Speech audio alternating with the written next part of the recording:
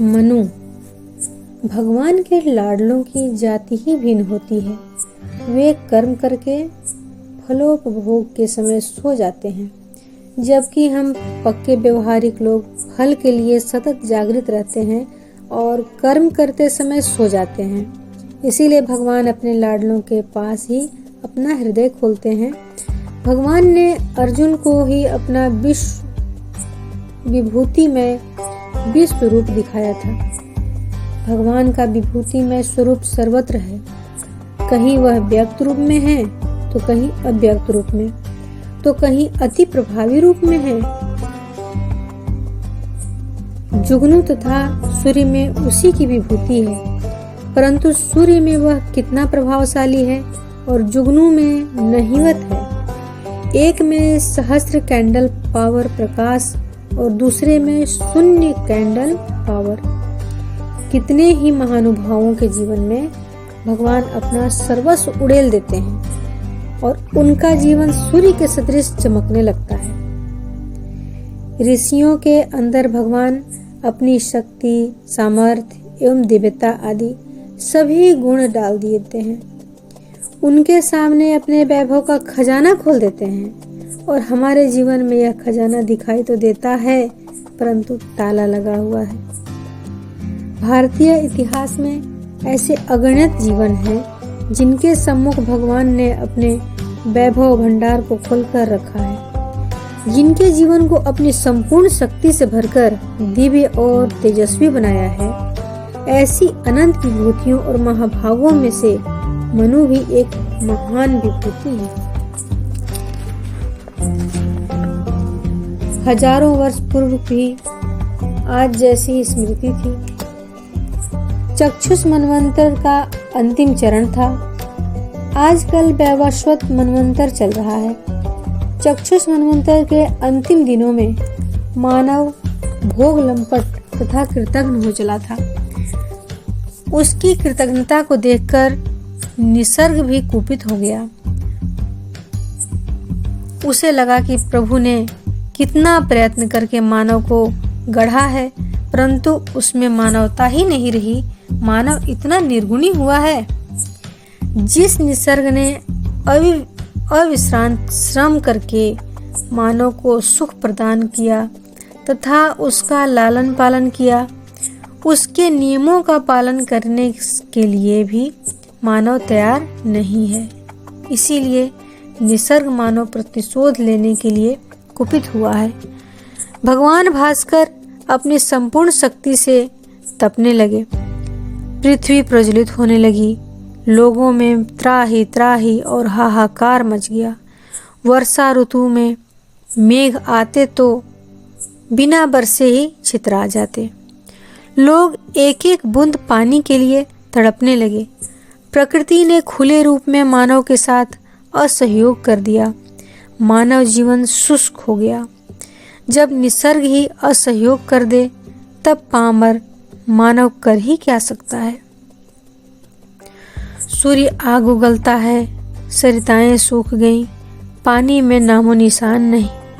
यह स्थिति मानव के लिए असह्य हो गई। निर्बंध और स्वच्छंद जीवन जीने वाला, विषय भोग में लिप्त, उदास, दीनहीन और लाचार मृत जीवन जीता हुआ मानव भगवान के ऊपर से अपना विश्वास खो बैठा था। अंध श्रद्धालु भगवान भगवान करते थे, परंतु भगवान क्यों पीड़ा देते हैं, निसर्ग क्यों कुपित हुआ है, इस बात का वे विचार तक नहीं करते थे। लोग आंखों के सामने तड़प तड़प कर मरने लगे। अंध श्रद्धालुओं की भी जब भगवान के प्रति श्रद्धा घटने लगी, तब अश्र श्रद्धालु की तो बात ही क्या करनी। नीति तत्व से विश्वास उठ गया। कर्तृत्व समाप्त हो गया। जीव तो थे, परंतु निरर्थक फिरते हुए अस्थि पंजर के समान। प्रणय गीत विलीन हो गए। बालकों के प्रति वात्सल्य विलुप्त हो गया। संतति स्नेह सूख गया। यदि बालक जन्म लेता तो यह क्यों पैदा हुआ, ऐसा कहकर उस पर भी अभिशाप का सिंचन होता था। ऐसे संकटपूर्ण विषम काल में भी एक ऋषि औदुंबर के वृक्ष तले प्रसन्न और शांत चित्त से बैठा स्वस्थतापूर्वक नियति की संहार लीला को निहार रहा था। उसकी दृढ़ता और नेत्रों की तेजस्विता को देखकर देवता भी प्रसन्न होते थे। उसके जीवन में जीवंत तेज और जीवंत प्रेम की अलौकिक समन्वय था। संसारस्थ पारम दर्शयति इति ऋष्यः, संसार से परे दूर देखने की शक्ति उसमें थी। समस्त संसार को प्यार करने के लिए निकले हुए इस ऋषि को प्रेम का इक्षुदंड ही कहा जा सकता था। इस महान ऋषि का नाम था मनु। मनु उद्विग्न, त्रस्त और दुखी लोगों के पास जाते, साहस देखकर उनकी निराशा को मिटाते, यज्ञ की महिमा समझाकर उन्हें सत्कर्म करने की प्रेरणा प्रदान करते। परंतु लोगों का प्रभु के ऊपर से विश्वास ही उठ गया था। जिस समय नन्हे सुकुमार बालक आंखों के सामने अन्य के बिना तड़पते तड़पते मर रहे हों, उस काल में प्रभु के ऊपर विश्वास भी कैसे हो। ऐसी दुखद परिस्थिति में मनु लोगों को समझाने के लिए निकले, परंतु उनकी बात सुने ही कौन। फिर भी अक्षुण्ण श्रद्धा और अटल प्रभु विश्वास के साथ मनु ने अपना दैवी कार्य जारी रखा। उनकी कोई सुनता नहीं। उनके कार्य को देखते हुए भी कोई सहायता करने नहीं आता। फिर भी मनु प्रचंड आत्मविश्वास तथा निष्ठापूर्वक अपने सत्कार्य की साधना करते रहते थे। तत्कालीन राक्षसों के मतलब राक्षसी वृत्ति के लोगों को मनु की यह सच्ची बात चुभती थी। उन्हें सतत भय था कि यदि मनु लोगों में परिवर्तन लाएगा तो लोकमानस मनु के पक्ष में चला जाएगा और उनकी कठिनाइयां बढ़ जाएंगी। लोगों से अपनी श्रीवृद्धि के लिए उनका शोषण करने तथा अपना ही हित देखने वाला यह कोई छोटा मोटा वर्ग नहीं था। इस वर्ग के महानुभाव ने मनु के मार्ग में अवरोध निर्माण करने के प्रयत्न किए ताकि किसी प्रकार सत्कार्य की यज्ञ की प्रतिष्ठा न बढ़ पाए। उन्हें लगता था कि सत्कार्यों, यज्ञों तथा स्वाध्याय के कार्यों में यदि लोग सहकार करेंगे तो हमारा अस्तित्व समाप्त हो जाएगा। इसीलिए वे मनु के तेजोबल और प्रभाव को नष्ट करने का विचार करने लगे। मनु के लोग सुनते नहीं, उसकी उपेक्षा करते हैं। फिर भी वह अस्वस्थ या उद्विग्न नहीं होता था। इसीलिए चैतन्य के मूर्तिमंत मनु को किस प्रकार शिथिल किया जाए और कैसे अवरोध उपस्थित किए जाएं, यह उन्हें नहीं सोचता था। सुदृढ़ मन और हिमालय के समान उत्तुंग चरित्रवान होकर मनु शांत, स्वस्थ और प्रसन्नचित्त अपने कार्य में तल्लीन रहते थे। उनका जीवन सूत्र था, ऐसे व्यक्ति को कार्य से विरक्त करना कितना कठिन था। परंतु टुकड़ों पर पलने वाले, लाचार और दीनहीन जीवन जीने वाले दो ब्राह्मण उन राक्षसों के पास थे। उन्होंने मनु के पराभव की एक तरकीब ढूंढी। मनु के आश्रम में एक बैल था, उस पर इनकी लार टपकी। मनु के इस बैल को श्वासोच्छ्वास से सद्विचार निकलते थे। यहाँ पर बैल शब्द का प्रयोग संभवतः बैल जैसे व्यक्ति के लिए हुआ होगा। ये दोनों ब्राह्मण किलात और आकुल मनु के पास गए। मनु को आश्चर्य हुआ कि सदैव मेरा विरोध करने वाला, सद्विचारों की उपेक्षा करने वाला तथा पशु जीवन से भी निकृष्ट जीवन जीने वाला ये दोनों मेरे यहाँ कैसे आए। फिर भी मनु ने उनका स्वागत किया। इन ब्राह्मणों ने मनु के यज्ञ कार्य में साथ देने का प्रस्ताव प्रस्तुत करते हुए कहा, तुम जो सत्कार्य कर रहे हो उससे हम अत्यंत प्रभावित हुए हैं और हमारी प्रबल इच्छा है कि हम भी तुम्हारा साथ दें। यदि आप हमें यह अवसर प्रदान करें तो हम अपना सद्भाग्य समझेंगे। शैतान सदा ऐसी ही मधुर भाषा बोलते हैं। मनु को लगा, यदि ये लोग मेरे यज्ञ कार्य में, सत्य कार्य में सहयोग करते हैं तो इससे उत्तम बात और क्या हो सकती है। इसीलिए उन्होंने कहा, हाँ, अवश्य भगवान का कार्य तो सभी कर सकते हैं। मनु ने उन्हें साथ रहकर यज्ञ कार्य करने की अनुमति प्रदान की। उन्होंने कहा, तो अब एक बड़ा यज्ञ करना चाहिए, पर समस्या यह है कि बलि किसकी दी जाए। तुम तो सामयिक परिस्थितियों से परिचित हो। यदि तुम्हें आपत्ति न हो तो तुम्हारे बैल की बलि दे दी जाए। मनु ने विचार किया, यदि ये लोग अपना साथ देते हों और उससे भगवत कार्य को गति मिलती है तो भले ही वे बैल को हवन कर दें तो कोई बात नहीं।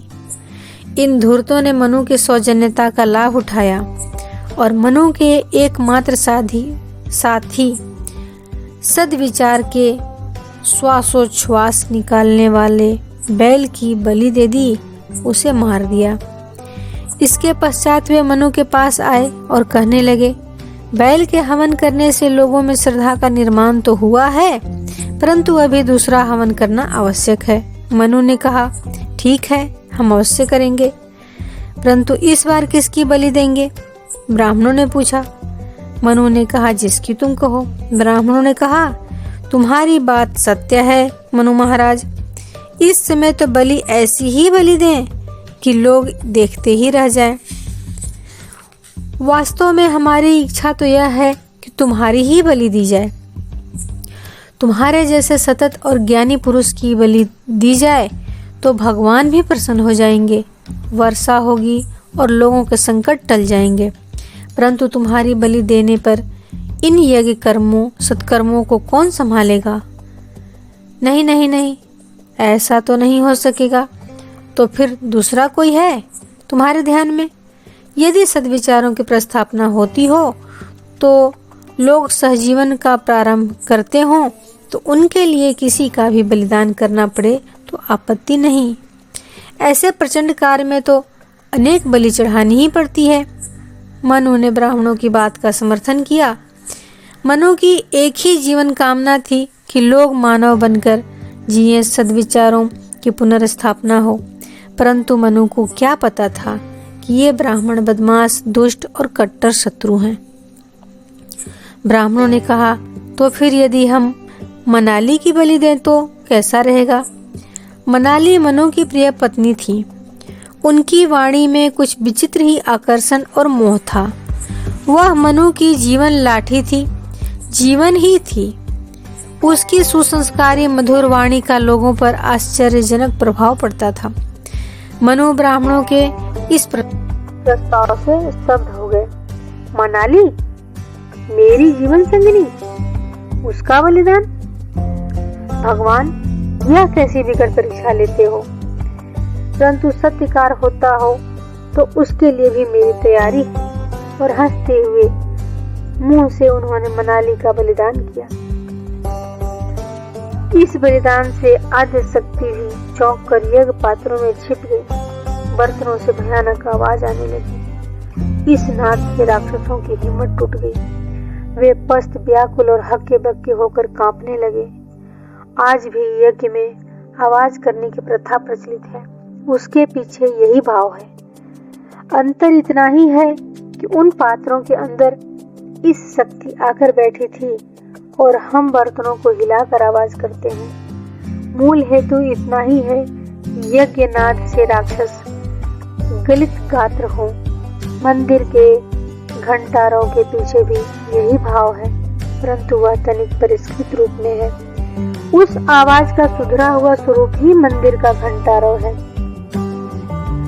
मानव जीवन बेसुर, निराश, आदि, व्याधि और उपाधिग्रस्त तथा पशुवत बन गया था। ऐसी परिस्थिति में भी मनु अदम्य उत्साह, दुर्दम्य निष्ठा, गंभीर भावना, शुद्ध अंतःकरण और अविरत गति से निष्काम कर्म योग करते रहते थे।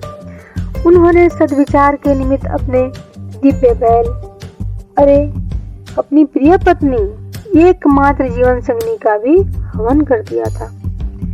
मनु की इस अविचल निष्ठा के सम्मुख भगवान को भी हार माननी पड़ी और उनको मनु के अंदर वास करना पड़ा। भगवान को लगा अभी यह मनवंतर समाप्त हो रहा है, इसीलिए अगले मनवंतर में मेरे संदेश को पहुंचाने के लिए यही योग्य व्यक्ति है। इस विकसित जीवन में ही निवास करने की प्रभु को इच्छा हुई। जल तो कहाँ था, पर एक बार एक गड्ढे से थोड़ा पानी लेकर मनु भगवान को अर्घ प्रदान कर रहे थे। तीसरे अर्घ के अवसर पर उनके हाथ में एक छोटी सी मछली आई और उसने मनुष्य वाणी में कहा, मेरी रक्षा करो, मुझे पानी दो, मुझे जीवन दान करो, तुम ही मुझे जीवन दान दे सकते हो। मनु को आश्चर्य हुआ, एक मछली मनुष्य वाणी बोल सकती है, क्या मैं भी उसको जीवन दान देने में समर्थ हूँ? इसमें भी कुछ ईश्वरीय संकेत होगा, ऐसा समझकर मनु ने उसे घर ले जाकर पानी के कमंडल में रख दिया। थोड़े समय में ही वह बड़ी हुई और कहने लगी, मैं अब इस पात्र में नहीं समा सकती, मुझे जीवन दान दो। मनु ने एक कुआं ढूंढकर उसे उसमें रख दिया। मछली कुएं में भी तीव्र गति से बढ़ने लगी और कुआं भी उसके लिए छोटा होने लगा। मनु ने सोचा, अकाल है, तालाबों में जल नहीं है, अब उसे कहाँ ले जाऊं? उन्होंने मछली से पूछा, अब तुझे कहाँ ले जाऊं? मछली ने कहा, मुझे समुद्र में ले जाओ। मनु ने मछली को समुद्र में छोड़ दिया। मछली ने जाते जाते कहा, तुम जब कभी संकट में हो मुझे स्मरण करना, तुमने मुझे जीवन दान दिया है, मैं तुम्हारी सहायता करूंगी। सागर भी मछली को देखकर आनंदोन्मी से उछलकर गर्जन करने लगा, मानो वह मत्स्य का स्वागत कर रहा हो। समुद्र अपने को धन्य समझने लगा। इस दृश्य को देखकर मनु को भी प्रतीत होने लगी, यह कोई असामान्य मत्स्य नहीं है, सामान्य प्रजोत्पत्ति कर जीने वाला नहीं, अन्यथा सागरों में पतन की बेला में इस मत्स्य को देखकर सागर इतनी उछाल न मारता। यह अति विलोभनीय दृश्य था। मनु ने कहा, भगवान, इस मत्स्य के रूप में तुम ही मेरे यहाँ आए होगे, परंतु प्रभु, क्या इसके लिए तुम्हें ही मछली का रूप लेना पड़ा? आप मछली के रूप में किस लिए आए हो प्रभु? उसी समय आकाशवाणी हुई, मनु, मैंने तुझसे जीवन दान मांगा है, मेरा संसार नष्ट हुआ है, तेरी दुर्दम्य निष्ठा और भावपूर्ण अंतःकरण से मैं प्रसन्न हुआ हूँ। तू इस निराशा, क्षुद्र और स्वार्थी लोगों को सुधारने के कार्य को छोड़ दे। थोड़े ही समय में समस्त मानव जाति का संहार होगा। मानवीय सहायता के जितने भी प्रयोग संसार में हुए हैं, उन प्रयोगों, विचारों तथा जीवनों को स्मरण कर रखने, मेरे विचारों को टिकाने और मुझे जीवन दान करने के कारण तुझे तो जीना ही पड़ेगा। परंतु भगवान, मैं पामर जीव यह सब कैसे कर सकूंगा? मनु, तू पामर नहीं, महान है। भावी मानव जीवन के लिए तुझे सभी मूलों एवं बीजों की रक्षा करनी है। मेरी संपूर्ण शक्ति तेरे पीछे है, मैं तेरी सहायता करूंगा। जब प्रलय होगा तू नौका में आरूढ़ होकर निकलना। जब तेरी नौका डूबने लगे तो तू मुझे पुकारना, मैं तेरी सहायता करूंगा। दैवी शक्ति ने साकार होकर मनु की सहायता की। इस कल्प के पूर्व भी वेद थे। मानव का मार्गदर्शन करने वाले विचार शाश्वत हैं। जब मानव बंधन तोड़ देता है तो निसर्ग भी क्यों बंधन में रहे। सागर ने सीमातिक्रमण करना प्रारंभ किया और समस्त विश्व जल प्लावित हो गया। हिमालय का सर्वोच्च शिखर भी मुश्किल से ही दिखाई देने लगा। आदि शक्ति के आदेशानुसार मनु ने सभी औषधियों, वनस्पतियों, बीजों को अपने साथ लिया और आने वाली भावी मानव जाति को विचार और वनस्पति आदि पहुंचा सके तथा आदि शक्ति के अनुसार 8 दिशाओं में कार्य हो सके, इसके लिए मनु 7 साथियों को लेकर नौका में बैठ गए। चक्षुष मनवंतर की समस्त सृष्टि पर प्रलय काल का जल फैल गया। मानव, पशु तथा सभी जीव समाप्त हो गए। मनु की नौका भी डूबने लगी। प्रलय काल के उस तांडव नृत्य का न तो वर्णन किया जा सकता है और न ही अनुभव। प्रलय काल के इस रौद्र दर्शन से मनु को हर्ष का रोमांच हुआ। एक महान सृष्टि को जीवन दान देने के लिए भगवान ने मुझे चुना है। वे आनंद विभोर हो गए। ज्यों ही उनकी नौका डूबने लगी, तभी उन्होंने कहा, भगवान मेरी रक्षा करो, मुझे डूबने से बचाओ। उस समय मत्स्य ने पानी के ऊपर आकर मनु से कहा, मैं तेरी सहायता करता हूँ, परंतु तेरे ऊपर उपकार नहीं कर रहा हूँ। तूने मुझे जीवन दान दिया था, इसीलिए तू मेरे सिंह के साथ अपनी नौका को बांध ले। मनु ने मत्स्य के कथनानुसार अपनी नौका उसके सिंह में बांध दी और वह नौका को खींचते हुए हिमालय के उत्तुंग शिखर पर जा पहुंचा। तब मत्स्य ने कहा, जब पानी उतरेगा तो नौका भी नीचे उतरती जाएगी। जब भूमि आ जाए तब तुम बाहर निकलना। ज्यों-ज्यों पानी कम होने लगा, त्यों-त्यों नौका भी नीचे उतरती हुई भूमि पर आ गई। समस्त सृष्टि में प्रलय का जल भर गया था। चक्षुष मनवंतर समाप्त हुआ और मनु ने वैवस्व मनवंतर किए श्री गणेश किया। मनु ने एक कुटी का निर्माण किया और आसपास की भूमि साफ की और सोचने लगे कि अब क्या करूं। इतने में एक अति सुंदर रमणीय स्त्री ने आकर उनसे कहा, तुम्हें यज्ञ करना हो तो अकेले किस प्रकार करोगे? तुम्हें साथी की आवश्यकता है ना? तुम्हारी देखभाल कौन करेगा? मनु अकेले थे। उस समय एक अति सुंदर रमणीय स्त्री साथ देने आई, तो इसमें भी उन्हें कुछ ईश्वरीय संकेत दृष्टिगोचर हुआ। उन्होंने पूछा, तेरा नाम क्या है? ईड़ा, स्त्री ने उत्तर दिया। मनु ने ईड़ा को साथ लेकर स्वीकार कर लिया। उन्होंने अपने साथियों की सहायता से अन्नोत्पादन किया। उसी समय उत्तर दिशा से जंगली लोगों के समूह इस ओर आए। उस प्रसंग की काल गणना करना कठिन है। एक के पश्चात एक इस प्रकार से सृष्टि का निर्माण न होकर समस्त सृष्टि का निर्माण एक साथ ही हुआ है। उन लोगों का खाद्य जंगली पशु थे। वे अव्यवस्थित रूप से रहते थे। उनके जीवन में शांति और समाधान नहीं थे। वे ईड़ा तथा मनु के पास आकर पूछते थे कि तुम इतनी शांति से किस प्रकार रहते हो? सत्य का आचरण क्यों करना चाहिए? बालक के पालन पोषण की खटपट किस लिए करनी चाहिए? बहुत से जीव जंतु पैदा होते हैं और मरते हैं, उनका पालन पोषण कौन करता है? तो फिर मानव को इतनी माथापच्ची किस लिए करनी चाहिए? बूढ़ों की देखभाल किस लिए करनी चाहिए? और मुख्य बात यह है कि मानव वृद्ध होता ही क्यों है? इस प्रकार के सैकड़ों प्रश्नों की झड़ी मनु के ऊपर बरसने लगी थी। इन जंगली लोगों को धर्म और नीति का कुछ भी पता नहीं था। एक दिन मनु और ईड़ा अपनी कुटिया में बैठे थे। उस समय इन लोगों के प्रमुख व्यक्ति वहां एक झगड़ा लेकर आए। मनु ने उन्हें समझाया, शांत किया और कहा, मैं तुमको बीज आदि देता हूँ, तुम उन्हें ले जाओ, भूमि में बो, वे उगेंगे और परिश्रम करेगा तो उसे अन्न मिलेगा। इससे तुम्हारा झगड़ा भी मिट जाएगा। तुम स्वयं परिश्रम करके अपना भोजन प्राप्त नहीं कर सकते, इसीलिए तुम्हारा पारस्परिक झगड़ा होता है, क्योंकि एकाध पशु को देखकर प्रत्येक को लगता है कि वह मेरा है और इससे तुम लड़ पड़ते हो। तुम यदि अपनी शक्ति को इस प्रकार लड़ाई झगड़ों की और मारपीट में लगाओगे तो स्वयं समाप्त हो जाओगे।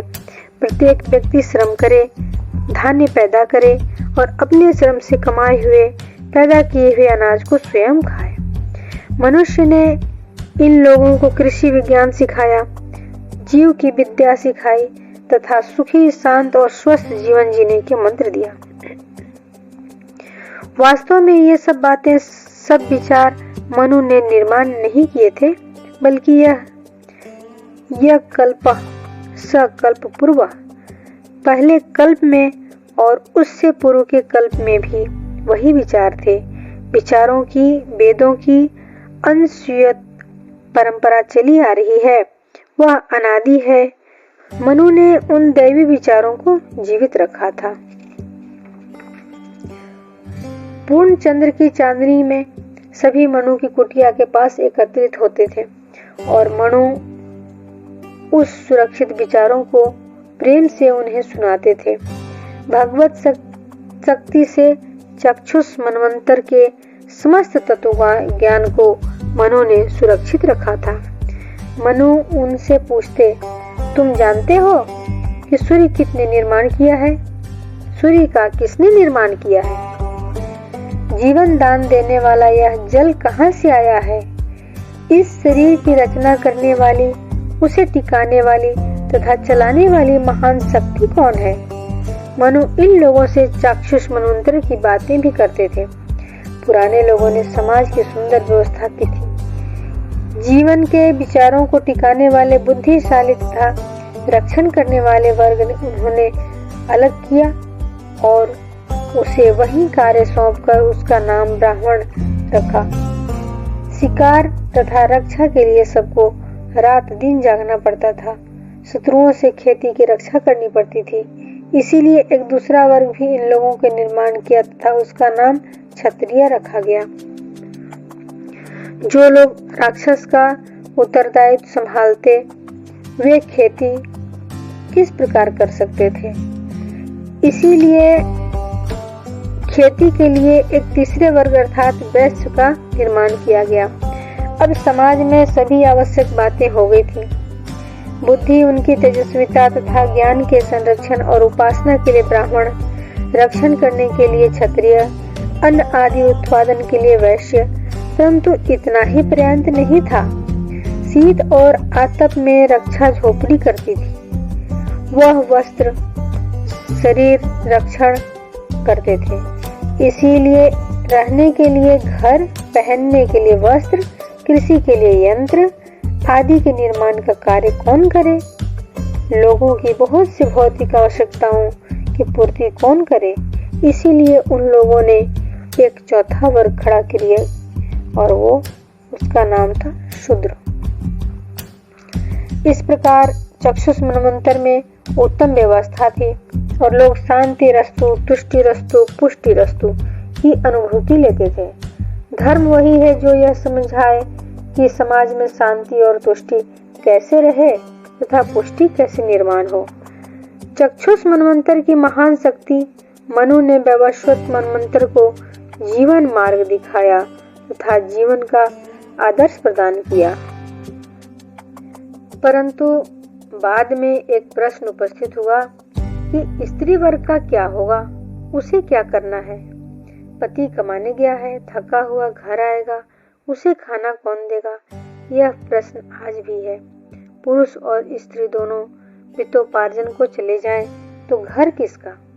घर में कोई मेरी राह देखता होगा, यह जीवन काव्य ही समाप्त हो जाएगा। स्त्री में प्रजोत्पादन शक्ति है, इसीलिए घर तथा आत्म संगोपन के कार्य को संभालने का उत्तरदायित्व स्त्री का है। इस प्रकार प्रत्येक का धर्म निश्चित किया गया था तथा पूर्ण समझदारी के साथ लोगों ने उसे स्वीकार किया था। तुम्हारा बालक चतुर तथा परिश्रमी बने, ऐसी इच्छा होगी तो अमुक उम्र तथा उसे पढ़ने दो, तभी उसमें जीवन दृष्टि आएगी।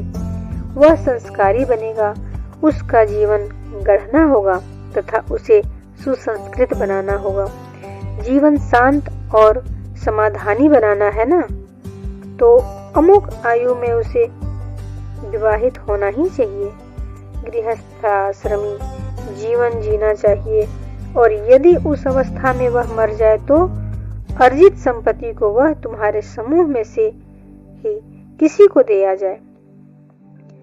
अमुक आयु के पश्चात मनुष्य को धीरे धीरे संसारी वृत्ति की आसक्ति को कम करके वानप्रस्थी होना चाहिए और अंत में जिसकी भगवान पर अटूट श्रद्धा है, जो निर्विकारी और शांत हुआ है, उसे संन्यास ग्रहण कर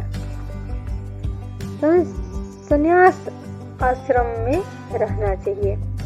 ऐसी उत्कृष्ट व्यवस्था चक्षुष मनवंतर में लोगों ने की थी।